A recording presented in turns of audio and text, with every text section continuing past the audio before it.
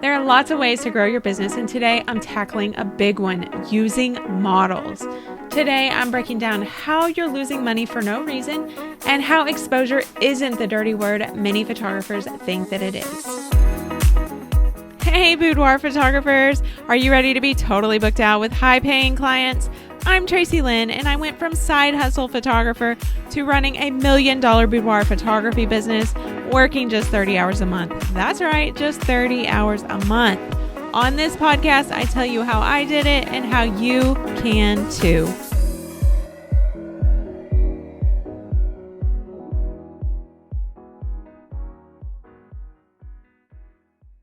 Hey there and welcome back. First of all, if you're watching the video, thank you so much for joining me on YouTube.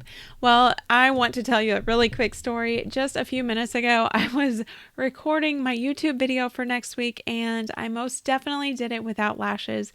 Could not figure out why I looked so different until after I recorded the video. I was already done and I was most definitely not re-recording. So if you go watch that video, please just ignore the fact that my eyes look really sleepy. That's just all there is to it.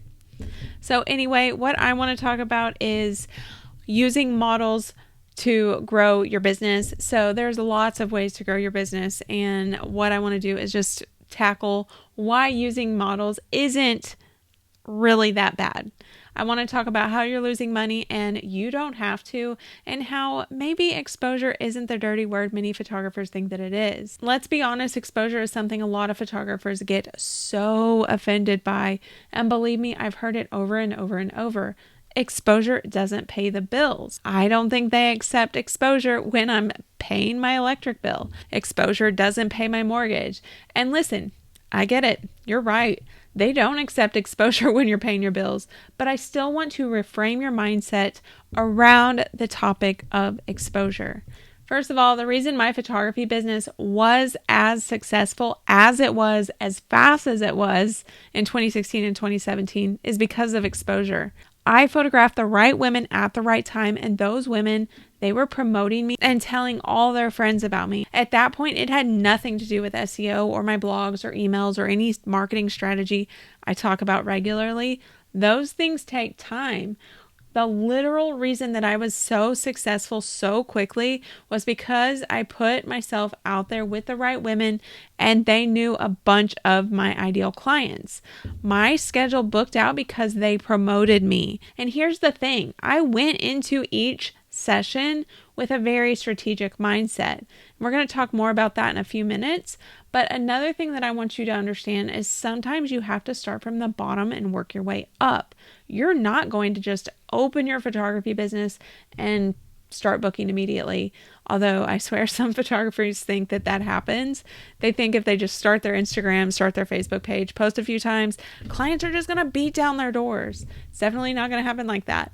And finally, I want you to know that when you're building your portfolio, you need to build one that's going to attract your ideal clients, the person that you love working with. And to build that portfolio, well, it's going to take some free work, unfortunately.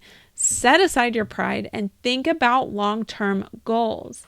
My biggest piece of advice, I do think that you can be very intentional about your portfolio. You don't need to run a free model call to find these models. In episode 4, I talked about how I booked 7 sessions while on a 3-day vacation. That's a really good one to go check out when you have time. So maybe mark that as the next one you're going to listen to.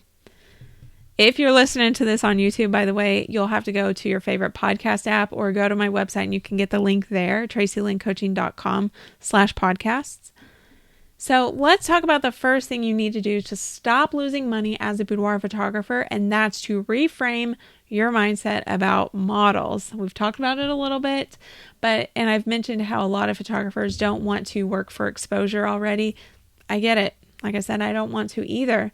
So we're reframing your mindset around working with models as being more than shooting for exposure. Instead, we're looking how it can build a stream of referrals for your boudoir business. The thing is, a lot of boudoir clients do not want to share their images. I totally get that.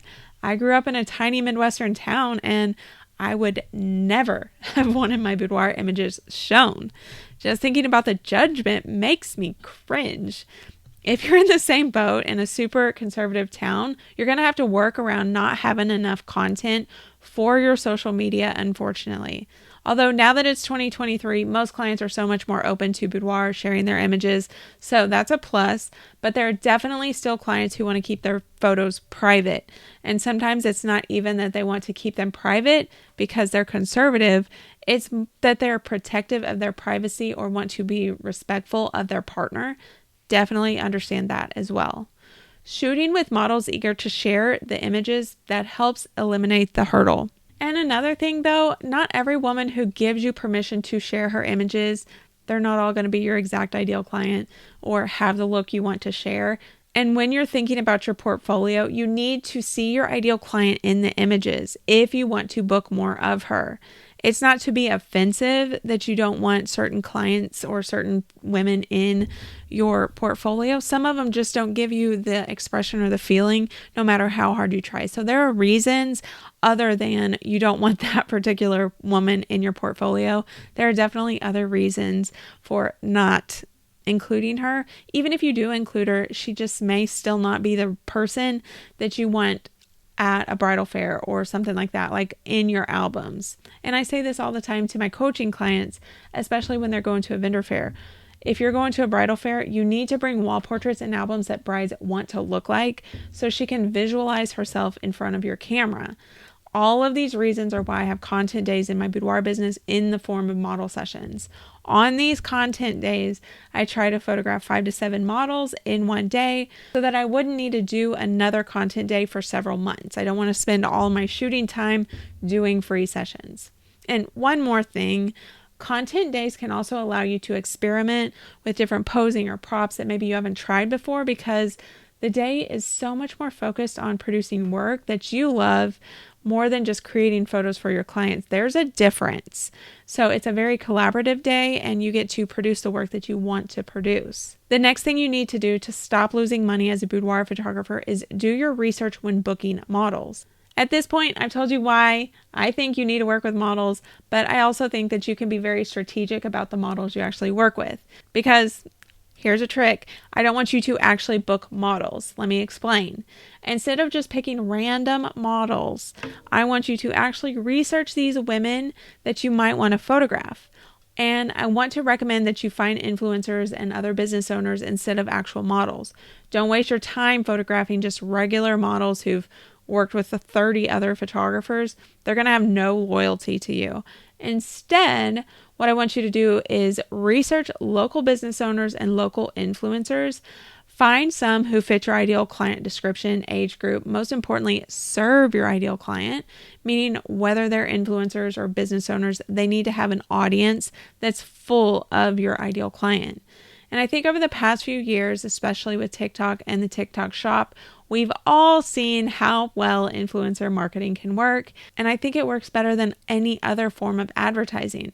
And that's why I really recommend researching local influencers with audiences of different ideal clients who are local, of course, or businesses who serve your ideal client locally. And here's a few examples, just in case you're wondering. For a boudoir photographer, you might want to try local nurse injectors, hair and makeup artists, female tattoo artists, fitness instructors. I want you to get really creative here. I worked with some of each of these and they all helped me accelerate the growth of my business. The most important thing here, though, you need to make sure they aren't working with other photographers, or if they are, that you give them such an amazing experience that they only want to refer you. Your goal should be twofold here.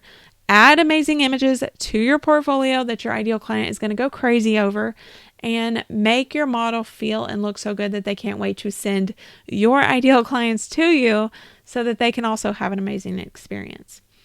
The fitness instructor that I work with locally actually works with other photographers, but when she's recommending other boudoir photographers to her, she recommends my business because she knows I'm going to take amazing care of her clients. And if you want to hear about this local business owner, it's Jillian Hughes. I think she was like episode 10 or so. The most important thing, though, is that you need to make it clear that you are the best of the best in the business, in your area, and the local luxury for your genre. I want to tell you a really quick story A few years ago, I worked with a local nurse injector who had definitely referred clients to me. That's amazing. I photographed her. I gave her the full experience. Her session turned out amazing. You can still see it on my Instagram.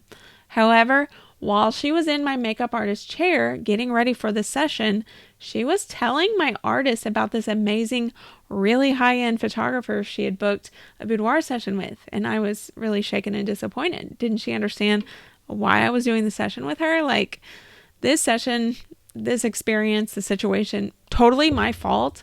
I didn't do my research or ask the questions I needed to ask or explain to her what I was gifting her with in exchange for client referrals to make sure she understood the actual value of what I offered her.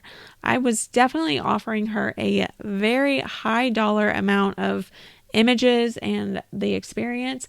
It was totally my fault and a learning experience for sure. So make sure that you're very clear with what you're offering. Make sure the business you work with understands the value and what you expect in return. Most of the time it's going to work out. Sometimes you're definitely going to get to learn what you didn't do correctly the hard way, like I did. Hey there, I write a newsletter every week where I cover photography business, marketing strategy, industry happenings, client wins, celebrations, and so much more. It's just for you, and you can get on the list right now at rebrand.ly/TLC newsletter. And I will, of course, link that in the show notes as well. The third thing you need to do to stop losing money as a boudoir photographer is reach out to the business owner or influencer. At this point, you have done your research and you know who you want to work with. All that's left is reaching out and making the connection. That's absolutely the thing that intimidates most photographers. Probably the most asked question I get in regards to this model session technique is, do you have a script for reaching out to business owners or influencers? And unfortunately, I don't. It's different in every single situation. Some connections I make on Instagram, some I've made because I actually went to that specific business and made a purchase or booked a service. For example, one med spa that I work with, I get my Botox and facials done there. One day during my treatment, I approached them about giving gift cards to clients who might want a boudoir session, and they were so excited to offer them. Some connections, on the other hand, I make because I walked into the business with an album and I literally said, listen, I think we would work really well together. The worst thing that a business can do is say no. The first no hurts a whole lot more, but after that first no, you get used to it and it doesn't bother you hardly at all. Do you see how you can just approach each business in a genuine way with intentions to actually just make the connection and build a friendship? Let the business relationship happen and then approach them with what you offer. I mean, we can all use local friendships and connections, right? We're business owners. We're sitting here by ourselves all the time. I hate that I don't have a specific script for you or an answer on how you can make those connections, but as you can see, it's just going to be different in every single situation. One thing that I do want to recommend is that when you approach these businesses, focus on being genuine in your request and clear with your intentions. Think about how it can benefit their business. Yes, you are gifting them a session and images, but you're also asking them to give you time and then referrals. So put yourself in their shoes and try to imagine what would make your offer perfect for them as well. As we close out this episode, I want you to see how you have the power to build a very intentional portfolio. And you need to be very intentional about your portfolio to build the business that you want. Build it in a way that will help your ideal clients visualize themselves in front of your camera. You don't need to run a free model call to find these models. You can find models that perfectly align with your goals.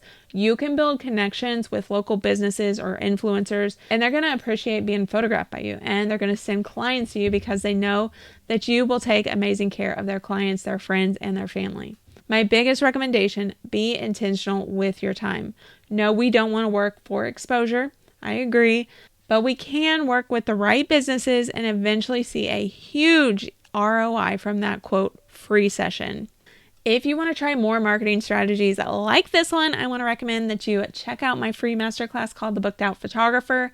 In this 30-minute training, you're going to learn the 3 things every boudoir photographer needs to create a marketing strategy that brings clients in on autopilot without costing you thousands of dollars or requiring wasted consults. It is jam-packed with marketing strategy, and I will link this in the show notes, so be sure to check it out.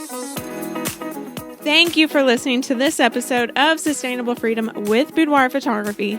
Please be sure to rate and follow so that you never miss an episode.